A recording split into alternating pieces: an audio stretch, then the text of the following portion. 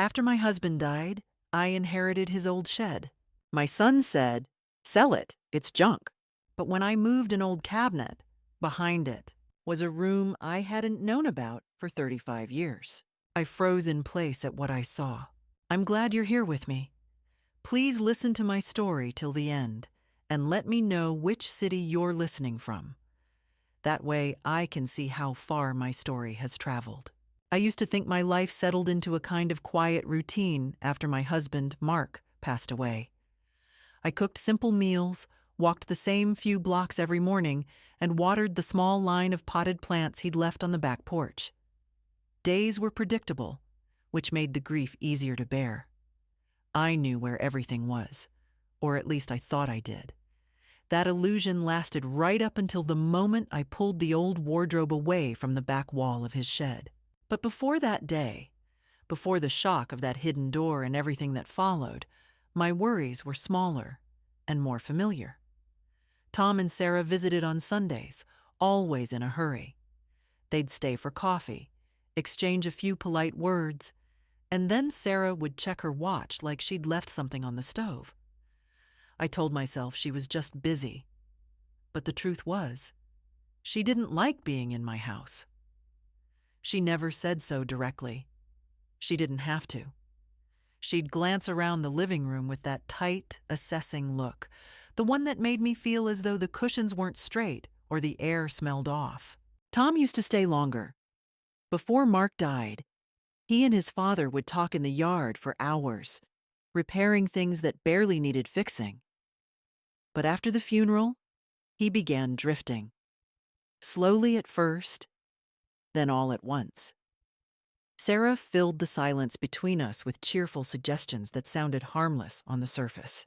"You could downsize," she'd say lightly, tapping her nails on the kitchen table. "It would be easier for everyone." Everyone. I knew she meant Tom. One Sunday, she brought up the shed. Mark's shed. The space he'd always jokingly called his castle of lost treasures. I hadn't touched anything inside since the funeral. "What are you keeping it for?" she asked, stirring her coffee, though I hadn't given her sugar. "It's full of junk, isn't it?" I didn't answer right away. She pushed again. "You could sell it, clear the space, maybe even get a little money out of it." Tom nodded along. He rarely spoke first anymore. That was the first sharp sting, the first tiny tear in the fabric of trust.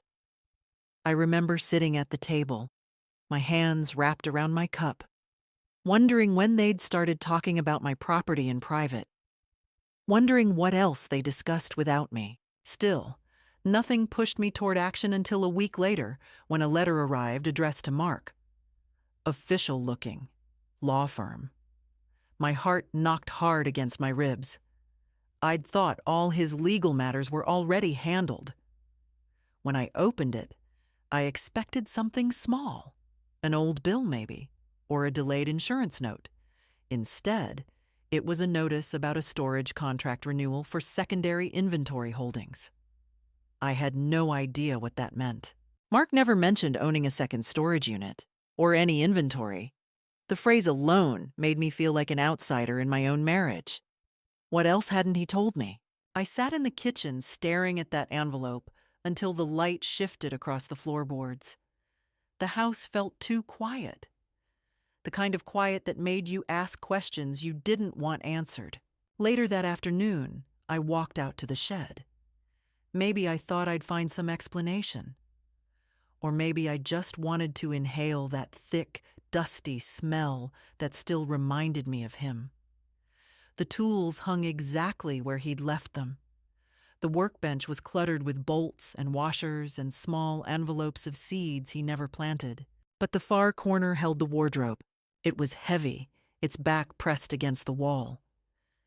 I'd never bothered to move it before. It had always looked too cumbersome. But something in me shifted that day. A restless, unsure feeling. A need to see, to confirm something I couldn't put into words. I pressed my palms against the wood and pushed. At first, nothing happened. Then, slowly, The leg scraped across the concrete. Dust shook loose from the top and drifted into my hair. I pushed again, harder this time, gritting my teeth. That's when I saw it. A door. A narrow wooden door, almost the same color as the wall behind it. No knob. Just a small metal latch, old and slightly rusted. My breath caught. I froze, not out of fear, not yet, but out of confusion. Mark had built this shed himself 35 years ago. I'd watched him level the ground, pour the concrete, raise the frame. How could there be a door I didn't know about? I reached for the latch, then stopped. A question pulsed through my mind like a warning. Why had he hidden it? My heart pounded as I lifted the latch with the tips of my fingers. The metal clicked softly. The hinges creaked. I opened it just a few inches at first, and then I saw what was inside. I didn't step forward. I didn't breathe. I didn't blink. I simply stood there, rooted to the floor, staring into the dim, dust-coated room that had been concealed from me for over 3 decades. And I understood, in a slow, cold wave, that my life was about to change. Because secrets like this don't hide themselves. Someone hides them. For a long moment, I couldn't make myself move. The hidden room looked small, barely more than a narrow rectangle carved into the far corner of the shed. But the air that drifted out carried a different smell. Staler, untouched, as if time had stopped in there. Dust motes floated in the thin slice of light coming from the shed window, trembling like they were afraid to settle. I finally stepped forward, slow and careful. The concrete beneath my shoes felt colder inside the hidden space, and I had to steady myself with a hand against the wall. It took a second for my eyes to adjust. When they did, I saw boxes, stacked neatly, labeled in Mark's handwriting. My throat tightened. These weren't random items. These were the things he kept separate, the things he didn't want caught up with everything else. I knelt beside the first box and brushed a hand over the marker writing. House papers, 1985-1990. Another, contracts. Another, personal. I didn't open any of them. Not then. I was too overwhelmed to choose where to start, too afraid of what I might find. A sick, spiraling thought crept into my mind. If he hid this from me, what did he think I would do with it? And worse, what would Sarah do if she found out this existed? That question jolted me back to my feet. I closed the door carefully, lowered the latch, and stepped away as if the room might lunge at me. The shed felt different now, like a witness to something I wasn't prepared for. I backed out into the open air and pulled the door shut behind me, breathing in the crisp afternoon breeze as though it could force some clarity into my lungs. But clarity didn't come. Instead, I felt the familiar ache in my chest that I had been trying to ignore for months, ever since Mark died and the quiet in the house became too sharp. I stood in the yard staring at the shed, whispering to the memory of him. What were you hiding? And why from me? I didn't get an answer, of course, but the question wouldn't go away. Even later, when I made myself go inside, wash up, start dinner, move through the evening steps of my routine, the thought circled like a wasp trapped behind a curtain. By the time Tom called that night, I was already exhausted. Mom, Sarah wonders if you need help sorting the shed, he said, with that polite tone he used when repeating something she had instructed him to say. If you want, we can come by this weekend. I almost said yes out of habit, out of the part of me that still wanted them close, still wanted to believe we were a family that could share the hard things. But all I pictured was Sarah walking into the shed, scanning the space like she always did, making little comments about clutter, and then noticing the wardrobe had been moved, then noticing the door behind it. My pulse thudded painfully. No, I said, sharper than I intended. I've already started on it. I'll handle it. Oh, Okay, she just thought, I'll handle it, Tom. There was a pause. One of those pauses when I could almost hear him turning to Sarah, waiting for a signal. All right, he said finally. Just don't overdo it. After we hung up, I sat at the kitchen table and stared at the dark window, seeing my reflection. I looked older than I felt. Smaller, like the walls were pressing in a little. For the first time, I thought about what I'd already lost. Mark. The easy relationship I once had with my son. The comfort of being sure of my place in the family. And now, maybe, the simplest trust I'd had in my own understanding of my marriage. That was when fear shifted into something else. Not bravery, not yet, but a quiet determination. If Mark had hidden something for 35 years, it had to be important. If Sarah was circling my home like a hawk, ready to clean out junk, then whatever he left behind might be exactly what she hoped I wouldn't find. I needed to know the truth before anyone else got near it. The next morning, I woke early, pulled on jeans and a sweater, and walked straight to the shed before I could talk myself out of it. The sun was still low, casting long blue shadows across the yard. Birds chirped like it was any other day. But my hands shook when I lifted the latch on the hidden door again. The boxes waited inside, patient and silent. I opened the first one labeled House Papers. Inside were folders, loan information, renovation receipts, old land surveys, and even a set of keys I didn't recognize. Nothing dangerous, nothing explosive, but too organized, too intentionally separated. Why? I opened another box. Contracts. More documents. Some with his signature, some without. A few were for equipment purchases I didn't recognize. One envelope was sealed, unmarked. I slipped it into my pocket without thinking, like a thief in my own shed. Then I reached the box labeled Personal. I hesitated but lifted the lid anyway. Inside were letters. Bundles of them, some addressed to Mark, some written by him but never mailed. My breath caught as I saw one with my name on it. Unopened. The edges yellowed slightly with age. My fingers trembled so badly I had to sit down on the floor before I could pick it up. Why would he write to me and hide it? Was he afraid, guilty, ashamed? The questions pressed like needles under my skin. I didn't open the letter. Not yet. I needed a plan, a clear head, and I needed protection.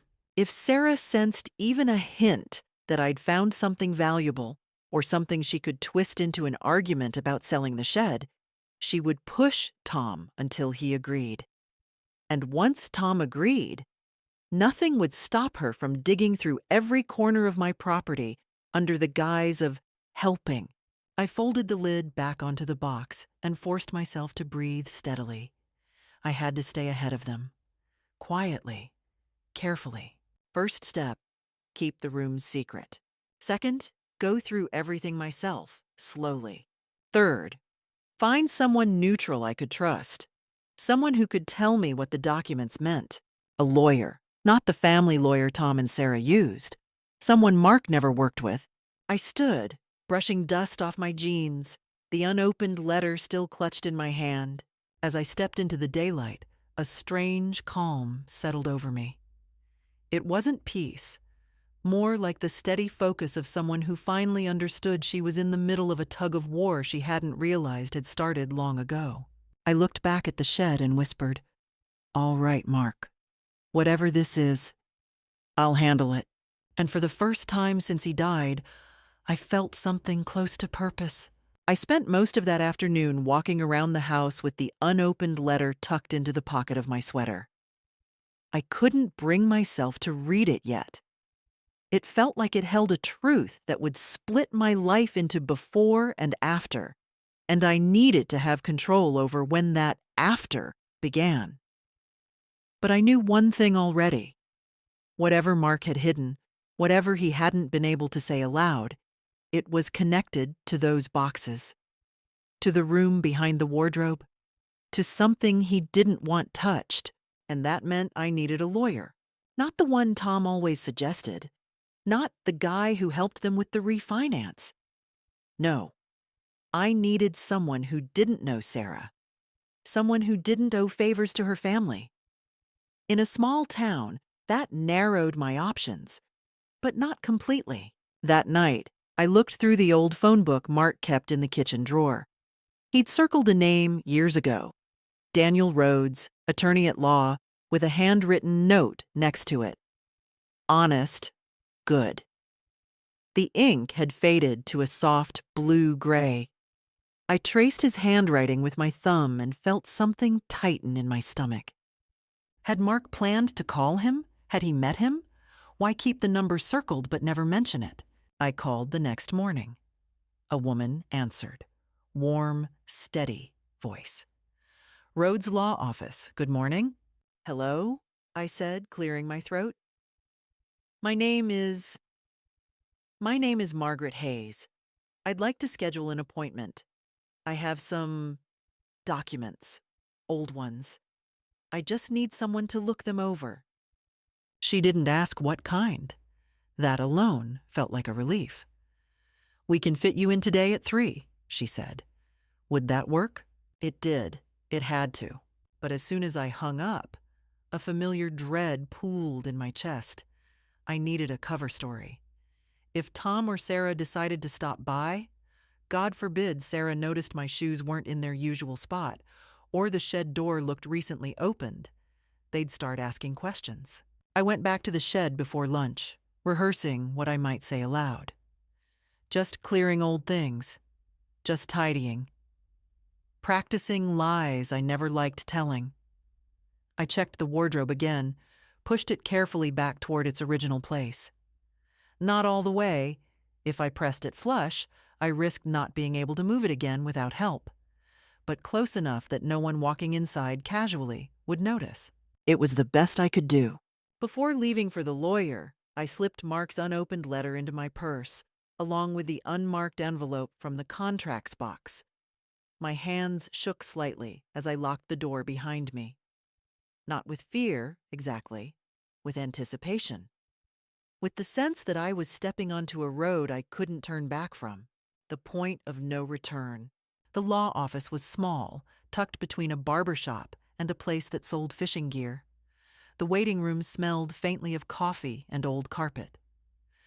When Daniel Rhodes came out to greet me, he looked older than the index card had implied. White hair, wire-rimmed glasses, a calm, deliberate way of moving. The kind of man who listened before speaking. We sat in his cramped office, a desk covered in neatly stacked folders between us. I placed the envelopes in front of me but didn't touch them. I don't quite know where to begin, I admitted. Wherever you'd like, he said. What can I help you with? I took a breath, then another. My husband passed away last year. I'm sorry, he said softly, and I believed him. Thank you. After he died, I handled everything I thought there was to handle. But yesterday I found something. A room in his shed, hidden behind a wardrobe. Saying it aloud made it sound stranger, more dramatic, but his expression didn't change. Inside were boxes of documents, contracts, letters, old papers. Some of them I've never seen before. I paused. And I don't know why he hid them. He nodded once, slowly. You brought some with you? Yes. I slid the envelopes toward him. I don't want any trouble. I just need to understand what I'm looking at. He opened the first envelope, spreading the papers carefully across the desk. I watched his face more than the documents, trying to read any flicker of concern. He traced his finger down a line, adjusted his glasses, read silently for a long time. When he finally spoke, his voice was lower. These aren't random, he said. They're about the property line, and this one here, this shows an adjustment your husband made years ago, a transfer of a small strip of land, but it wasn't filed with the county. Why wouldn't he file it? He shook his head. Hard to say. Maybe he meant to. Maybe he didn't want attention drawn to it. But if someone were to discover this now, after his passing, there could be complications. Complications. The word pressed like a weight against my chest. What kind of complications? Well, he said carefully, if someone questioned the integrity of the property boundaries, they could argue the validity of your ownership, especially if they claimed your husband concealed something intentionally. My stomach dropped. Sarah's voice echoed in my head. You could downsize. It would be easier for everyone. I swallowed hard. Could someone use this to pressure me into selling? He looked at me then, not past me, not down at the desk, but directly at me. Yes, he said, if they wanted to. Cold washed through me. Every instinct I had screamed one name, Sarah. This wasn't just a suspicion anymore. This was something she could use. Something she would use if she got her hands on it. I leaned back in my chair, trying to breathe evenly. Daniel watched me for a moment, then asked gently, Has someone been pressuring you already? I hesitated, then nodded. My daughter-in-law, I said quietly. She wants me to sell the shed, among other things. His voice stayed measured, but firm. Then, in my professional opinion, you should not tell her or anyone what you've found. And you shouldn't give them access to your property until we sort this out. I closed my eyes for a second. That was the moment, the exact second, when I realized I wasn't imagining the threat. It was real, and I wasn't paranoid.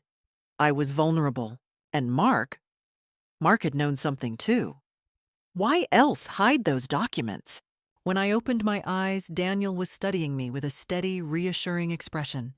You're not alone in this, Margaret, he said. We'll go through everything together. It was the first time in months I felt someone was on my side. But as I left his office and walked to my car, I didn't notice the familiar gray sedan parked across the street. I didn't see the silhouette behind the wheel. Not until I opened the driver's door and heard a sharp knock on the window from the other side. I turned, and there was Sarah, smiling, too wide. Funny running into you here, she said. And in that moment, I knew she suspected something. Sarah leaned against the side of my car like she had every right to be there. Arms folded, one ankle crossed over the other in a posture that looked casual only if you didn't know her. I knew her. That stance meant she was waiting for something, waiting to corner, to press, to extract answers she hadn't earned. Daniel Rhodes, huh? She said, glancing at the brass nameplate on the door of the law office behind me. Didn't know you two knew each other. I tightened my grip on my purse strap. I had an appointment. About what? She asked it lightly, but there was steel under the softness. Always was. That's personal, I said, opening my car door. But she stepped forward, placing a hand on the frame before I could close it. Tom's worried about you, she said. You've been distant, as if she hadn't spent the last year pushing me into the margins of my own family. I'm fine, I said. Are you? Her eyes flicked toward my handbag. You look unsettled. My heart kicked hard, but I didn't let it show. I said I'm fine. She studied me for a few seconds, weighing my expression, searching for cracks. Then she leaned closer, lowering her voice. You know, Margaret, secrets have a way of making things messy. The words struck like a cold slap. She couldn't know about the shed. She couldn't. But she could sense something was shifting. She always sensed when she was losing control. I'm not keeping secrets, I said quietly. Sarah smiled. Not kindly. Good. Because Tom and I want to help you. But we can only help if you're honest. Honest. With her? The irony almost made me laugh. I'll talk to Tom, I said, slipping into the car. Do that, she replied, withdrawing her hand. Things go smoother when you keep us in the loop. I shut the door firmly. She didn't flinch, just stepped back and watched me start the engine. As I pulled away from the curb, I glanced in the rearview mirror. She was still there, still smiling. But the smile had sharpened into something thin, calculating. Her message had been clear. She knew I was doing something, and she wanted to know what. All the way home, my mind replayed Daniel's warning. Don't tell anyone. Don't give them access. He'd seen enough cases to know when someone was circling like a predator. Back in my kitchen, I put my purse on the table and finally opened the letter from Mark. I unfolded it slowly. His handwriting, the loops, the pressure marks, the little inconsistencies, hit me like a ghost sitting across from me. Margaret, if you're reading this, I couldn't say it out loud. I needed time, and maybe I ran out of it. I paused, swallowing hard. There are things about the property I should have explained years ago, decisions I made trying to protect us, but I went about them the wrong way. Maybe I was ashamed. Maybe I was afraid you'd think I'd made a mess of it. If anything ever happens to me, don't let anyone push you into selling before you understand what's yours. I kept copies of everything, hidden. Not because I didn't trust you, but because I didn't trust other people to stay out of what wasn't their business. Please, Maggie, be careful who you talk to about it. I stopped breathing for several seconds. He had known, maybe not about Sarah specifically, but about people like her, the kind who smelled opportunity and vulnerability. I pressed the letter to my chest. Tears stung my eyes but didn't fall. Not yet. I folded it gently, placed it back in its envelope, and locked it in the top drawer of my bedroom dresser. Then I called Daniel. I need to move the documents out of the shed, I said. Someone might snoop. Good instinct, he replied. I can hold some of them in my office until we sort out what matters. A wave of relief washed through me. I'll bring them tomorrow. That became my plan, my first concrete, deliberate step. But Sarah didn't give me the luxury of waiting. That evening, Tom called. Mom, Sarah said she saw you downtown today. She thought you looked upset. I exhaled slowly, gripping the phone. I wasn't upset. What were you doing at a law office? My breath stopped. Tom? Why does that matter? He hesitated. It just sounded unusual. There it was, the pressure, soft but present. You don't have to worry about me, I said. I handle my own affairs. Mom! No, Tom. My voice cracked slightly, but it held. I mean it. A long silence followed. Then he muttered, I'll talk to Sarah.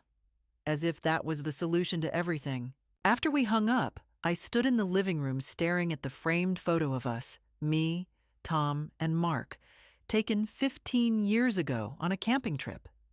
Tom laughing, Mark with his arm around my waist, sunlight hitting us in a warm band. A different lifetime. I whispered to the picture, I'm not losing you. Not to her. The next morning, I got up before sunrise. The sky was pale and washed out, the air crisp. I carried 2 empty tote bags to the shed, heart thudding with a strange mixture of fear and resolve. I opened the hidden room, took out the most important folders and the personal box, placing them carefully into the bags. Halfway through, I heard a car door slam. My blood froze. I stepped out of the shed, forcing myself not to look startled.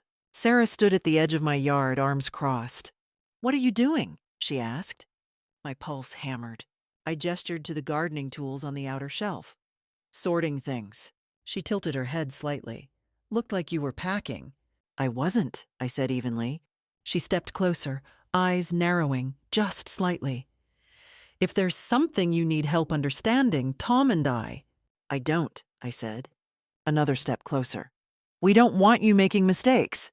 That was the moment she pushed too hard. The moment the threat stopped being subtle. I straightened. Sarah, this is my property. Don't come here uninvited. She blinked, taken aback. For the first time, she lost her composure. Then she forced a polite smile. We just want what's best. I held her gaze. For who? She didn't answer. After a few seconds, she turned and walked back to her car without another word. When she drove away, my knees finally loosened. I carried the tote bags inside, locked the door behind me, and sank onto the couch, shaking with adrenaline. But beneath the fear, beneath the anger, something else was growing. A clarity, a cold steadiness. She had overplayed her hand. She thought pressure would break me. Instead, it solidified my resolve.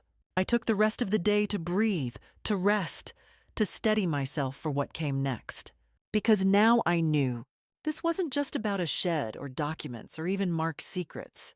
This was a battle for control, and I was finally prepared to fight. The next morning felt strangely quiet, like the world had paused just long enough for me to breathe. I moved through the kitchen slowly, letting the kettle boil, letting the steam rise without rushing myself. After the encounter with Sarah, I expected some new blow, another sudden appearance, another phone call from Tom telling me what we should do next. But the morning stayed still, almost too still. It made me more cautious, but also more centered, like my nerves had finally stopped vibrating. I spent the early hours going through the documents I had brought inside. I didn't open everything. Daniel would help with that. But I laid them out neatly, creating small stacks on the dining table. Property maps, old agreements, letters Mark had written but never sent. It felt like assembling the pieces of a puzzle I didn't yet know the picture of. At 10 sharp, my phone buzzed. Tom. I braced myself and answered. Mom? He said, with a softness that startled me. I thought maybe we could have lunch today, just the two of us. What do you think? My first instinct was suspicion. My second was guilt. My third was the reminder, stay steady. Don't jump. That would be nice, I said calmly. Where? He named a small cafe near downtown, a place with outdoor seating and a quiet atmosphere. I agreed, keeping my voice even. After we hung up, I stood with the phone still in my hand, staring at the counter. It didn't sound like him. It sounded like Sarah's idea, an olive branch that wasn't really one. But I went anyway. Not to appease them, but because I needed to see where Tom truly stood. The cafe was half full when I arrived. Tom was already seated, fidgeting with the sugar packets on the table. When he saw me, his face softened with genuine warmth I hadn't seen in a long time. Mom. He hugged me and I held on for half a second longer than I meant to. We ordered sandwiches, and while we waited, he studied me carefully. You look tired, he said. I've been busy, I replied. I can tell. He hesitated. Mom, I want you to know, you don't have to handle everything alone. A familiar tightening gripped my chest. What do you mean? I mean, Sarah and I can help? With the house? With finances? With decisions? If it's too much? There it was, the opening move. Softened, wrapped in concern. But the pressure was still pressure. I'm managing fine, I said. He nodded, but something in his eyes flickered with unease. Mom, Sarah worries. I leaned back, inhaling slowly. Does she worry? Or does she want control? His jaw tensed. That's not fair. But it's true, Tom. The waiter delivered our food, giving us a brief pause. When he walked away, Tom sighed heavily. Okay, he said quietly. Maybe she pushes too hard sometimes, but she cares. She wants what's best for you. No, I said gently. She wants what's easiest for her. He flinched, but he didn't deny it. We ate in silence for a minute or two. Then he said something that made my stomach drop. She thinks you're hiding something. For a moment, everything in me went cold, but I kept my expression neutral, my voice steady. I'm not hiding anything from you. He looked at me with a mixture of confusion and hope, like he wanted desperately to believe me. Then why were you at a lawyer's office? I felt the urge to defend myself, to justify, to explain. But I stopped. Sarah wanted me cornered. She wanted panic. She wanted mistakes. I gave Tom a calm, measured answer. I went because I had paperwork from your father that I didn't understand. That's all. And I needed someone impartial to look at it. He blinked. Not the family lawyer? No, I said. Not someone connected to you and Sarah. He swallowed hard.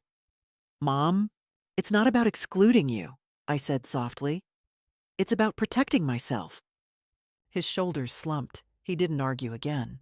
And for the first time in months, I felt the balance shift just a little, away from Sarah's grip and toward something more honest.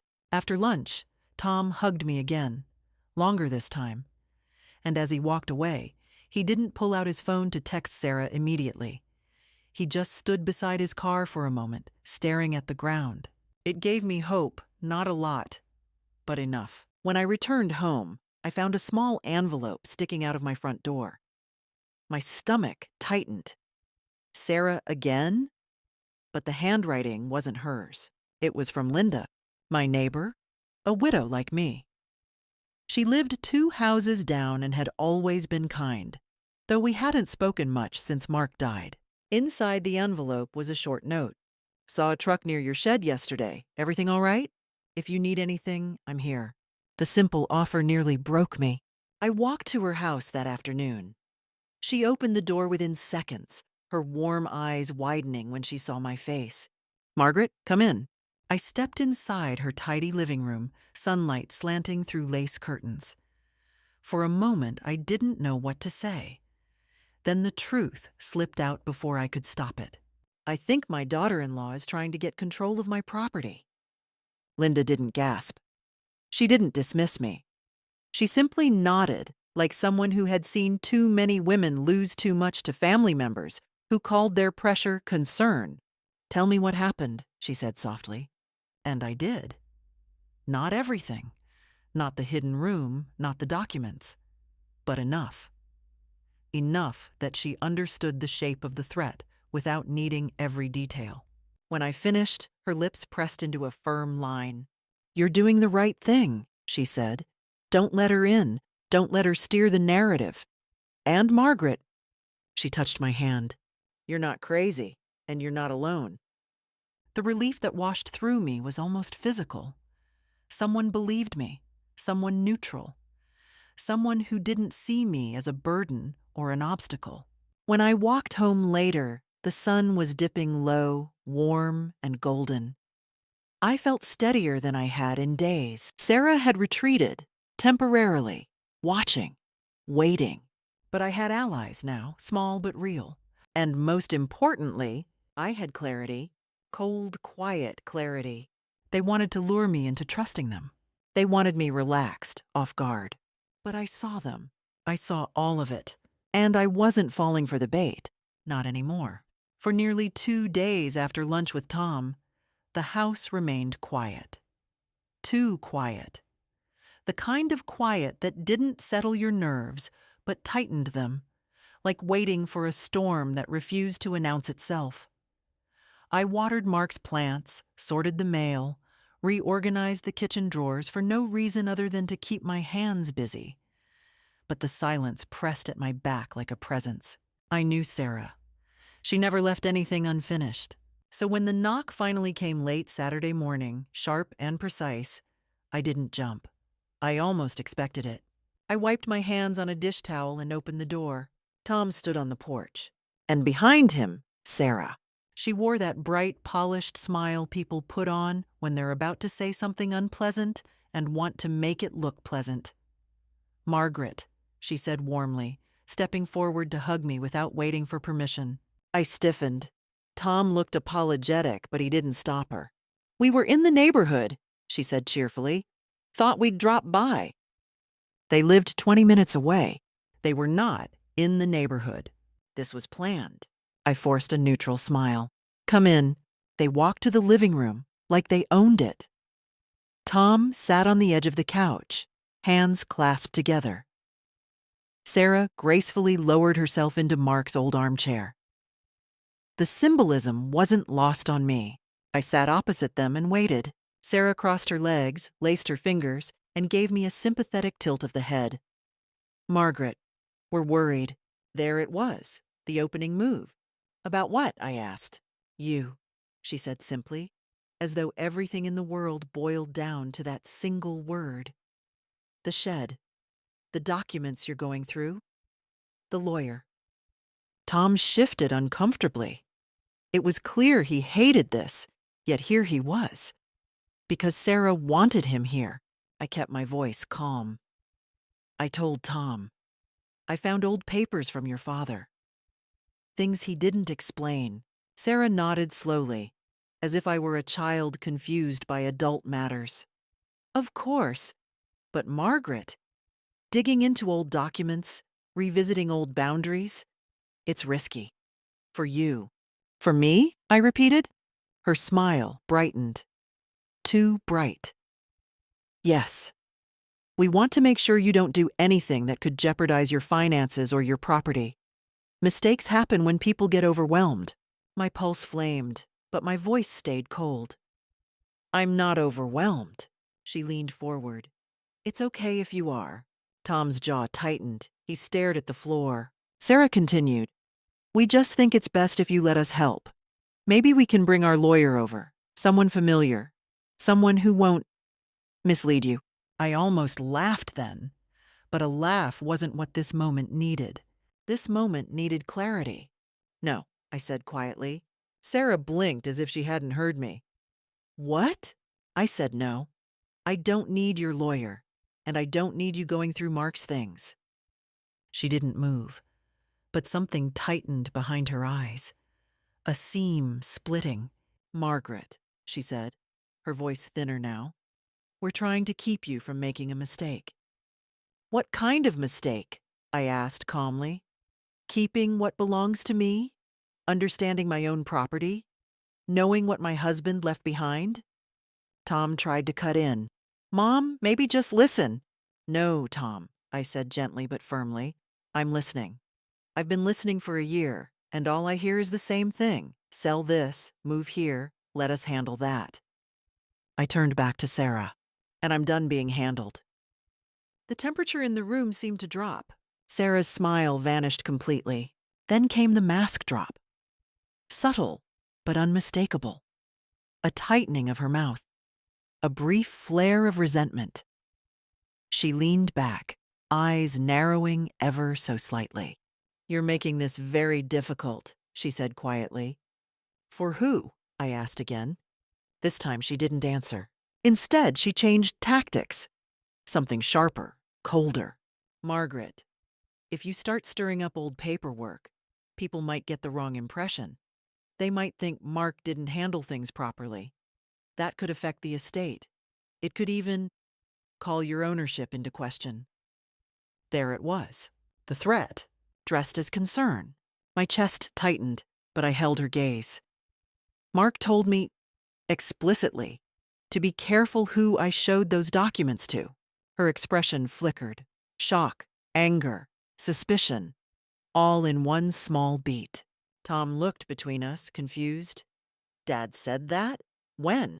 I didn't answer, not yet. This wasn't the moment to explain Mark's letter. That needed careful timing and safety. Sarah stood abruptly.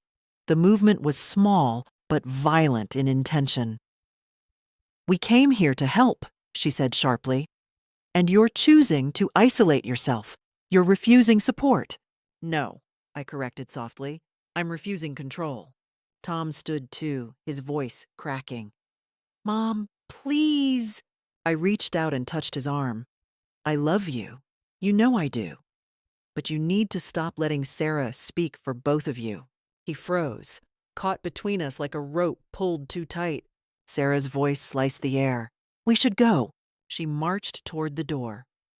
Tom followed reluctantly. Before leaving, he turned to me, eyes filled with worry and something else. Something like awakening. Mom, just be careful. I am, I said. Are you? Sarah's spine went rigid. She stepped outside without another word. The door shut behind them with a thud that echoed through the house long after their car disappeared down the road. When they were gone, I stood in the center of the living room, heart pounding. The fear was there. Yes. A trembling in my hands, a shaking in my breath. But beneath it, beneath all of it, something steadier began to form. resolve. Sarah had shown her hand. She was afraid. Afraid I had found something. Afraid she was losing influence. Afraid of what I might do next. Her fear gave me strength. I sat down, folded my hands in my lap, and let myself feel everything. The trembling, the anger, the exhaustion, the clarity. It washed through me and then settled. "You pushed too hard," I whispered into the quiet. "And now I know exactly what you're capable of." And for the first time, the fear didn't weaken me. It fueled me, because if she was willing to threaten me, it meant the truth in those documents mattered more than I had realized. For the rest of that day, I moved like someone walking along the edge of a cliff, steady, careful, but sharper than I had ever been. The fear was still there, a small tightness beneath my ribs, but it no longer controlled me. If anything, it sharpened my senses. I made tea. I organized the table. I placed every document into folders in the exact order Daniel had shown me. Precision gave me a kind of power. Structure where they expected confusion. By evening, I decided to call Daniel. "They came to my house," I said, unannounced, pressuring me. He didn't sound surprised. That's usually the point where people reveal their intentions. "What do I do now?" "You do nothing," he said. "Not yet. I'll prepare a formal summary of what we've found so far. When we have a full picture, we confront them with facts, not speculation."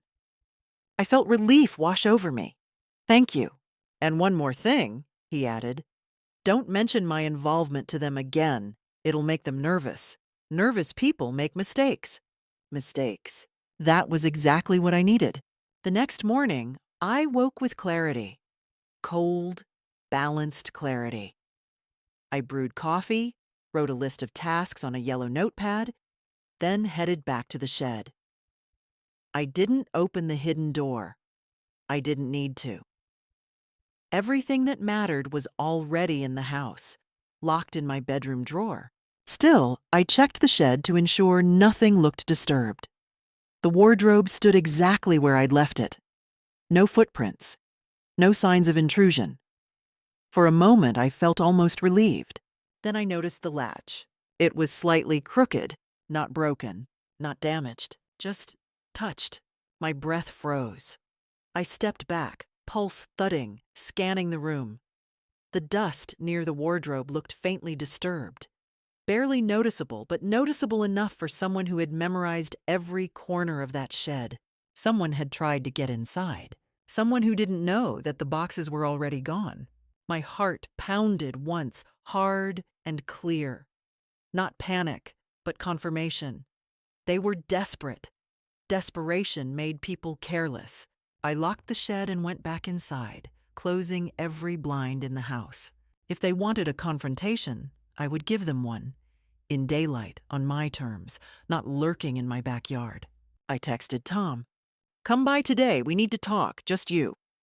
The reply came 3 minutes later. "Okay, we'll be there at 2. I stared at the screen. "We? Of course." I didn't correct him. I didn't argue. Let her come. Let her show her real face. At 2:04 p.m., their car pulled up.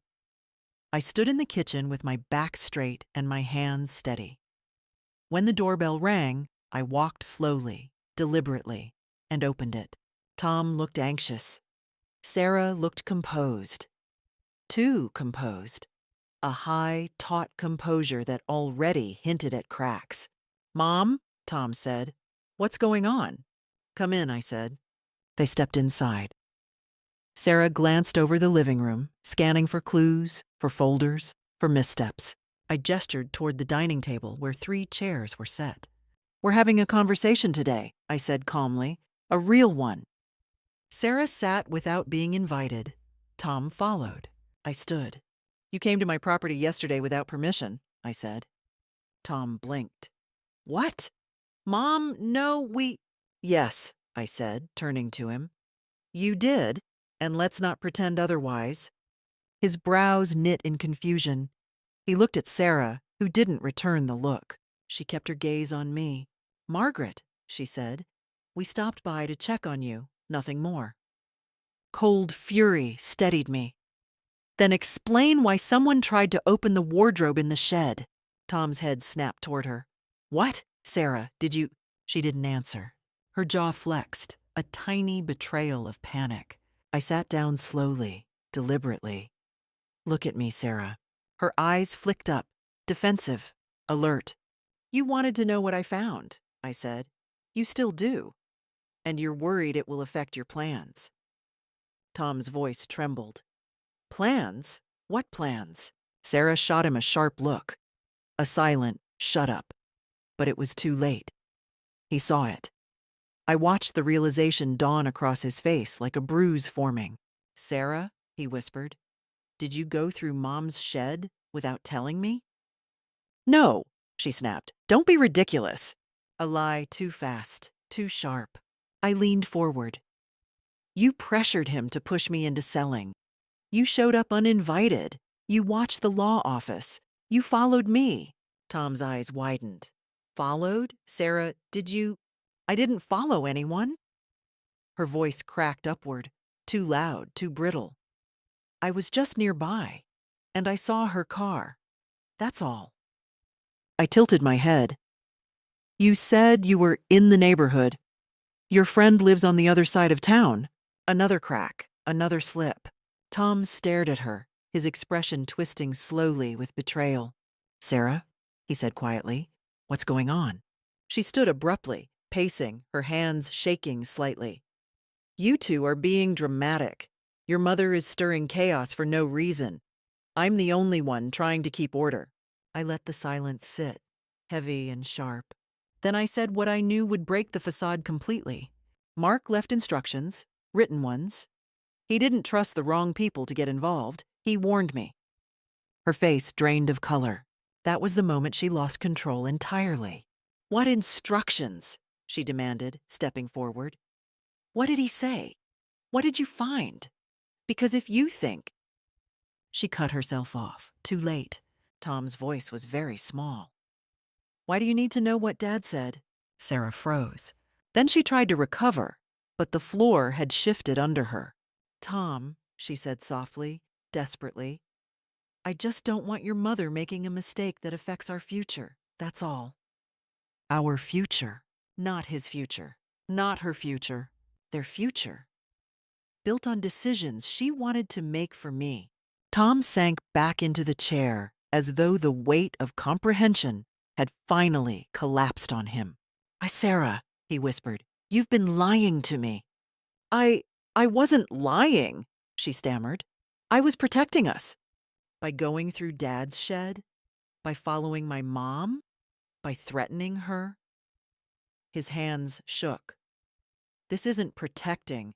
This is controlling." Sarah's breath hitched.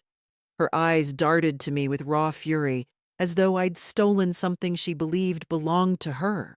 "This isn't over," she hissed, voice low and venomous.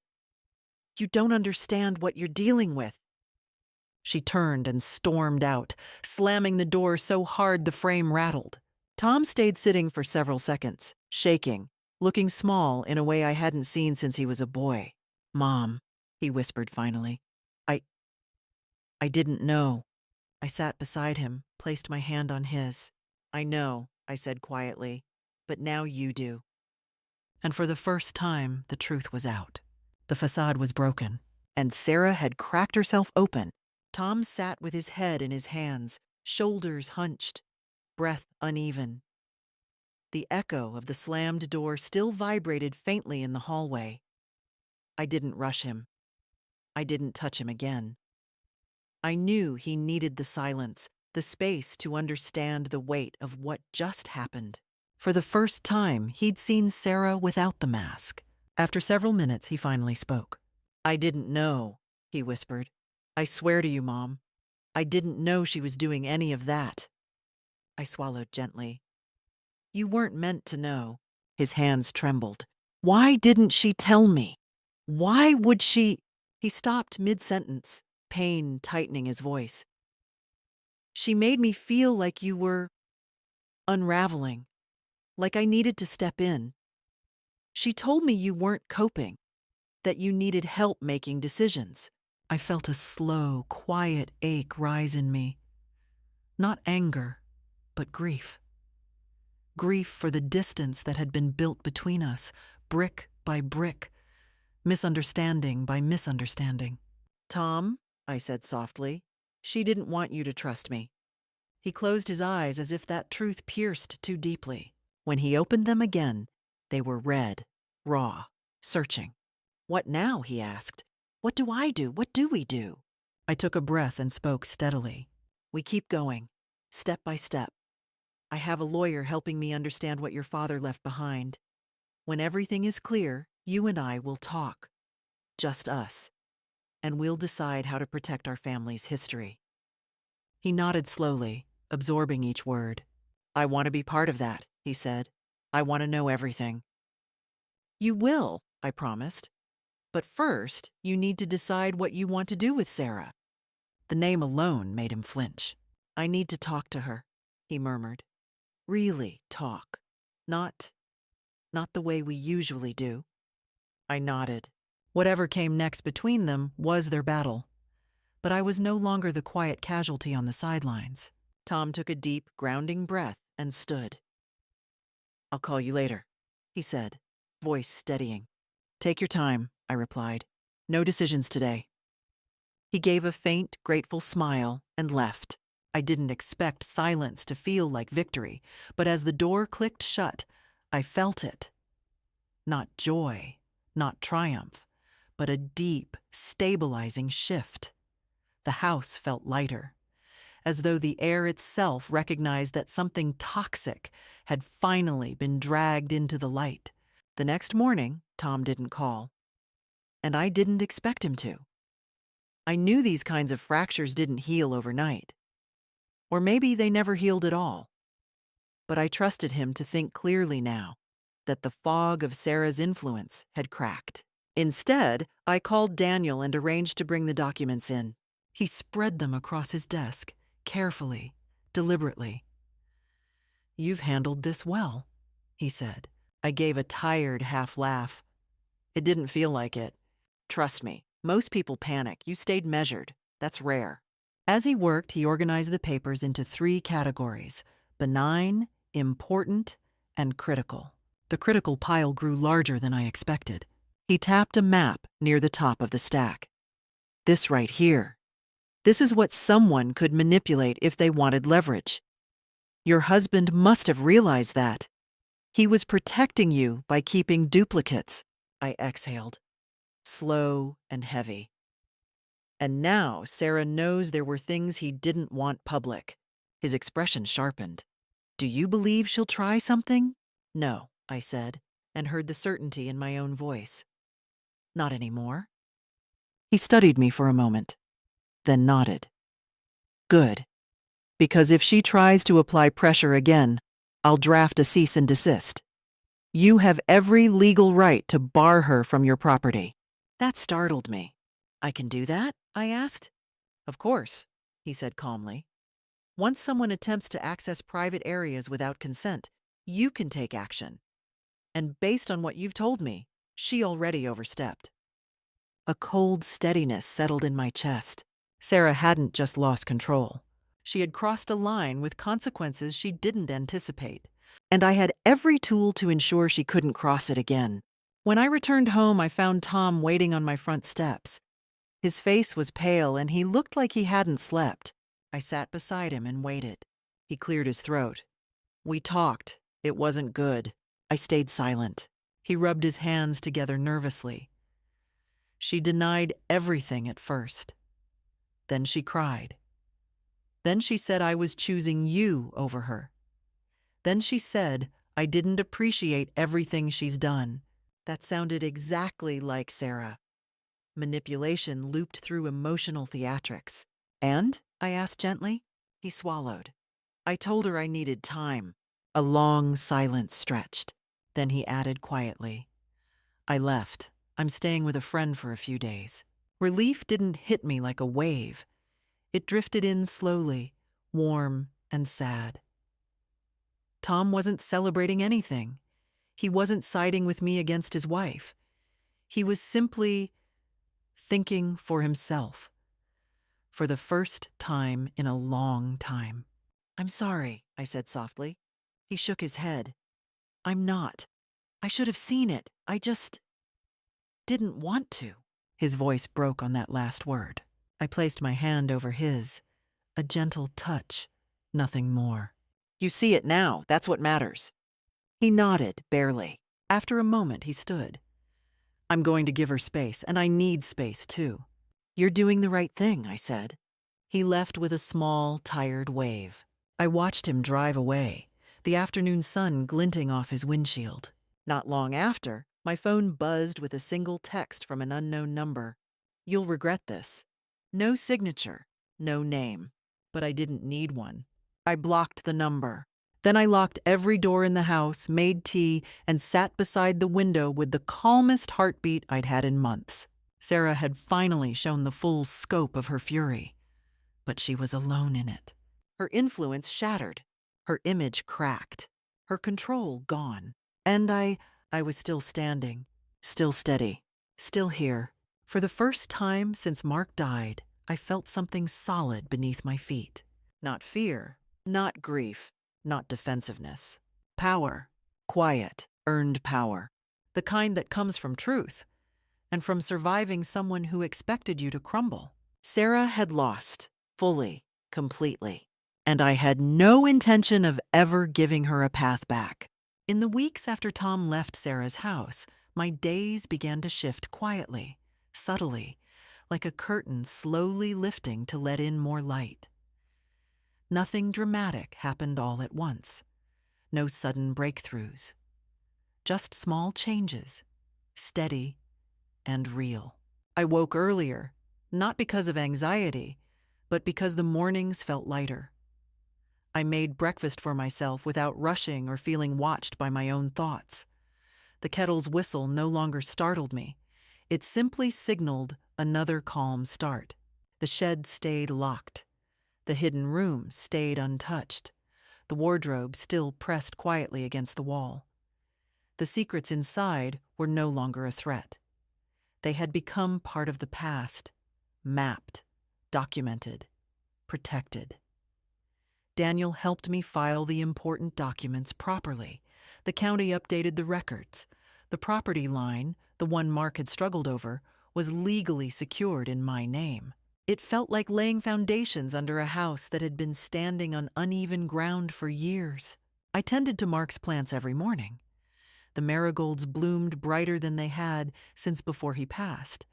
Their color felt like a sign, not from him, not in any mystical way, but a sign of steady care returning to my life. And slowly, the tension in my chest began to ease. Tom called every other day at first, then daily. He didn't talk much about Sarah, and I didn't ask. I could hear the strain in his voice, but also clarity. His sentences weren't rushed or trimmed to fit someone else's expectations. He spoke like a man whose thoughts were finally his own. We met for coffee twice a week. Sometimes we talked about Mark. Sometimes about nothing. The kind of nothing that fills the gaps between people who trust one another. He laughed more. Not loudly, but genuinely. One afternoon, he showed up at my door holding a cardboard box. "What's this?" I asked. He looked embarrassed. "Just some things I thought should stay here." They were Dad's. Inside the box were Mark's old fishing gloves, a photo album, and a small wooden box I hadn't seen before. "You kept these?" I asked softly. "I kept what mattered," he said. It was the most honest sentence he'd spoken in years. Meanwhile, word about Sarah's behavior didn't stay private for long. Small towns worked like that. Pressure moved through conversations the way wind moved through tall grass. You didn't see it directly, but you felt its effects. Linda told me first. "People are talking," she said one afternoon as we sat on her porch with iced tea. "Not in a cruel way. Just, they've noticed she's been acting off, snapping at people, canceling plans. She showed up at the community center complaining about stress. She looked at me closely. She looks unsteady, like she's holding something too heavy. I didn't gloat.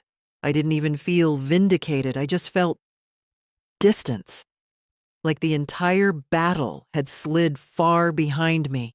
She'll find her footing eventually, I said quietly, just not in my life. Linda smiled. That's grace, Margaret. I didn't think it was grace.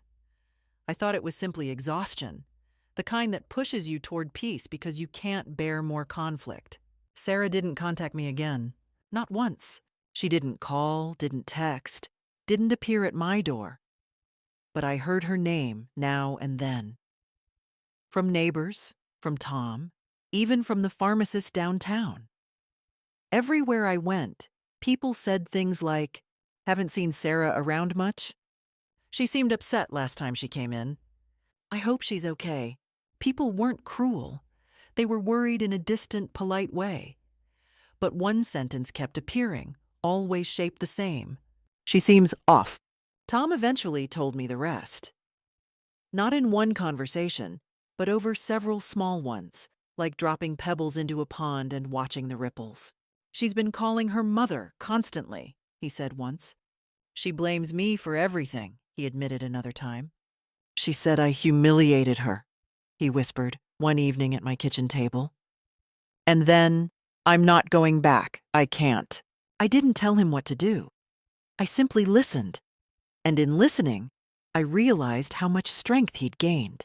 The fog had lifted for both of us. One Saturday morning, I walked to the farmer's market, something I hadn't done in over a year. I took my time, stopping at the honey stand, the bread booth, the display of local pottery. I bought a loaf of sourdough and a new mug, glazed in soft blue. It felt like a small celebration. As I walked home, I noticed how different the world looked when fear wasn't shaping it. The sky seemed wider. The air felt warmer. Even the sound of distant dogs barking had a lighter rhythm to it. When I reached my driveway, Tom's car was already parked there. He leaned against the hood, holding a paper cup of coffee. "Morning, Mom," he said. "You look happy." I laughed, surprised by how natural it felt. "Maybe I am." He smiled, tired, but peaceful. "Do you have time for a walk?" We walked through the neighborhood, passing trimmed lawns and cracked sidewalks, and children chalking on driveways. For the first time in a long time, I felt like part of my own life again, instead of someone watching it from behind glass. Tom looked at me suddenly. "Thank you," he said. "For what?" "For seeing it before I did." I squeezed his arm gently. "You saw it when you were ready." He nodded and we continued walking. We didn't talk about Sarah anymore. We didn't need to. She had faded from the narrative of our daily lives, like a shadow disappearing at noon. Her downfall wasn't dramatic or loud. It didn't require spectacle. It happened the way real collapses do. Slowly, quietly, under the weight of her own actions. And my rise wasn't triumphant. It was steady, grounded, a return to a life that had always been mine. I had my home. I had the truth. I had my son back. I had peace. And for the first time since Mark's death, I felt safe. That evening, I sat on the porch with a cup of tea, listening to the soft sounds of the neighborhood settling into night. The marigolds swayed gently in the breeze. A warm light glowed from my window. Tom texted goodnight, and I understood something simple, quiet, and true. Survival wasn't the victory. Reclaiming my life was, if you had walked into that shed and found a hidden room waiting in the dust. If your own daughter-in-law tried to take control of everything your life was built on, what would you have done? Would you have fought back the way I did, or walked away? Tell me in the comments. I read everyone. And if this story resonated with you, stay with me. There are more truths, more secrets, more quiet battles on this channel. Thank you for being here. It means more than you know.